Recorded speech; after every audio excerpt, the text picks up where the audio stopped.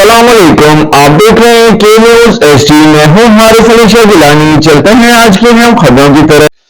अब रुक करेंगे कराची का, जहां से रिपोर्ट कर रही हैं हमारी लेडी रिपोर्टर अरूज खान। चेयरमैन शाह फैसल टाउन गौहर अली खटक को Bilal colony Shah Faisal town office की इफ्तिताही तकरीब से नाहक झूठे मुकदमात में गिरफ्तार किया गया। आज चेयरमैन शाह फैसल गौहर खटक की इन झूठे मुकदमात की कोर्ट में पेशी के मौका पर director education Shah Faisal town Khurshid Alam की जानिब से फैसल टाउन के तमाम बल्दियाती स्कूलों में दुआए खैर की बाबरकत महफिल का मुनक्कद किया गया। शौकत खानम मॉडल स्कूल की महफिल का आगाज तलावत कलाम पाक से हुआ। नाते रसूल मकबूल सल्लल्लाहु अलैहि वसल्लम पेश की गई।